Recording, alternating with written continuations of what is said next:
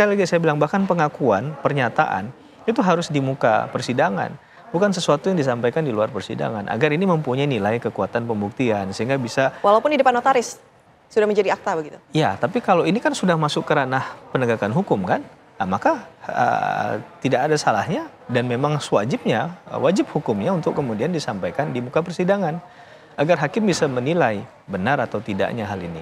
Oke, baik. Berdasarkan bukti, fakta, dalil yang diajukan di awal gitu. Oke.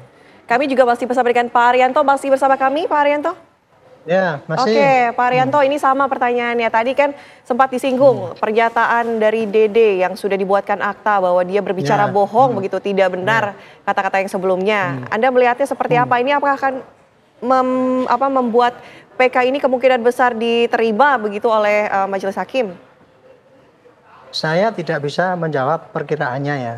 Tetapi bagi saya itu mau diterima atau mau ditolak, bagi saya tidak ada kekhawatiran. Yang penting PK-nya itu segera diproses dan diputus. Apabila PK itu diterima, maka berarti penyidikan harus dimulai lagi oleh polisi, oleh jaksa, sampai hakim lagi itu. Tapi kalau seandainya PK-nya ditolak, ya berarti polisi akan masih meneruskan penyidikan yang kepada Peggy itu gitu.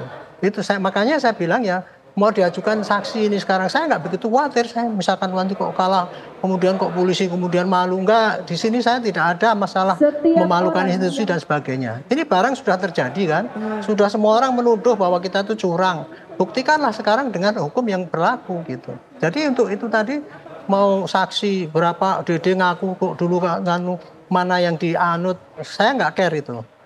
Yang saya care adalah cepat-cepat ini proses di sidang dan cepat-cepat kita tahu hasilnya supaya kita tahu kualitas peradilan di Indonesia itu segitu ya, di dalam rangka menggali keadilan yang di dalam masyarakat. Nah itu yang kemudian kita anut. Jangan ini diperdebatkan di depan medsos, itu bikin bingung kita semua gitu loh.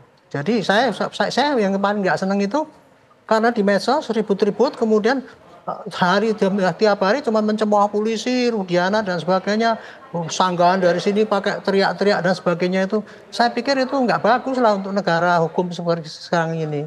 Tempuhlah semua dengan hukum dan kemudian kita hormati hukum yang berlaku. Kalau hukumnya itu kurang betul, ya kita perbaiki sistemnya itu tadi. Saran saya tadi, sistem pengawasan harus ditingkatkan, sistem kejaksaan juga ditingkatkan supaya bisa mengcounter yang apabila terjadi seperti sekarang ini.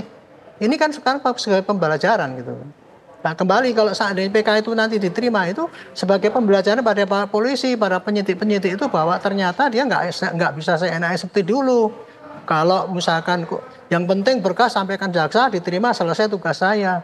Nah ternyata kan masyarakat menuntut yang lebih tinggi daripada itu.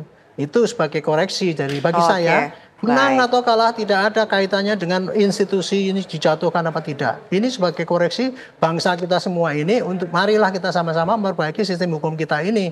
Jangan hanya menohok-nohok di depan banyak media, cuman tujuannya hanya untuk menjelek-jelekan suatu institusi gitu. Itu yang saya tentang selama ini. Artinya menjadi bahan koreksi begitu ya.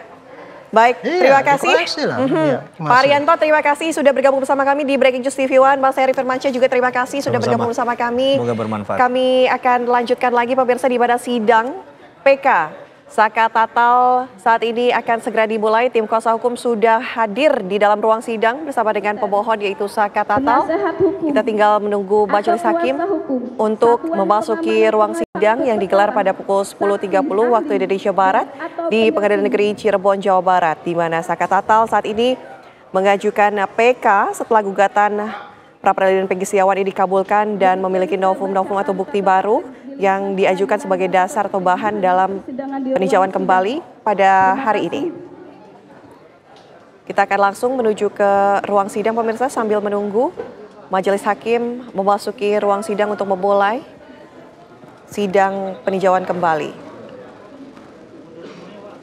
Tadi juga dalam perjalanan menuju ke Pengadilan Negeri Cirebon, Jawa Barat, di mana tadi dilaporkan oleh rekan kami, Rehana Mezia, sudah ada banyak orang yang datang ke PN Cirebon untuk memberikan dukungannya terhadap Saka Tatal, di mana spanduk bertuliskan kembalikan nama baik Saka Tatal.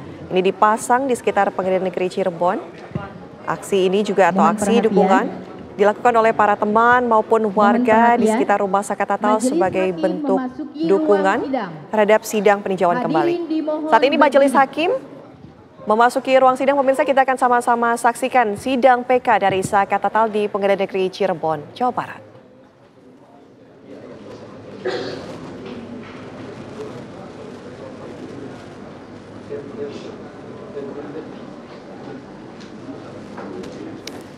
Iya.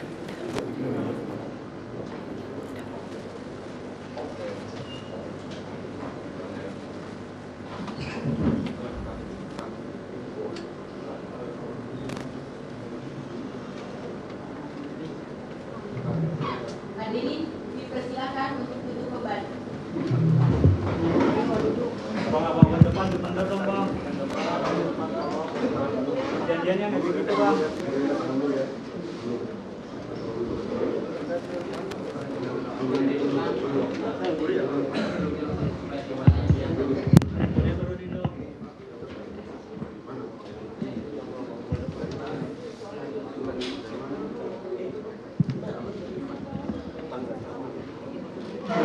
Untuk diperhatikan ya, sebelum sidang dimulai silahkan untuk pengunjung sidang atau yang dari media untuk mengambil gambar silahkan.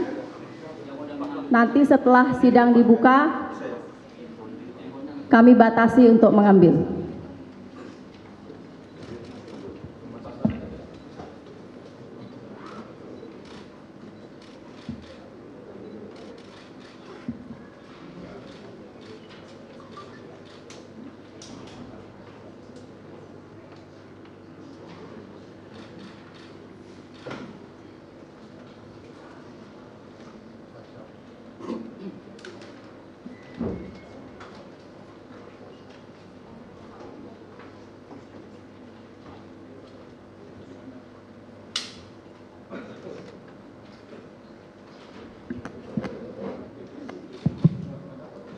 Sudah cukup?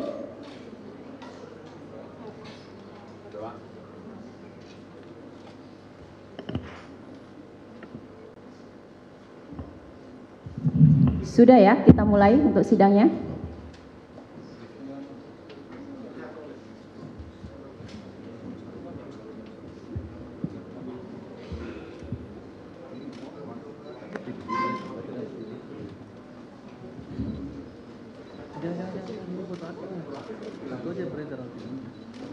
Untuk yang dari kuasa hukum pemohon, sudah tenang?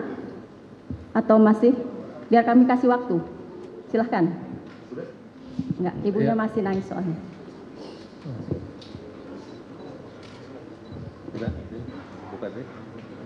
Sudah? Sudah ya? Bismillah.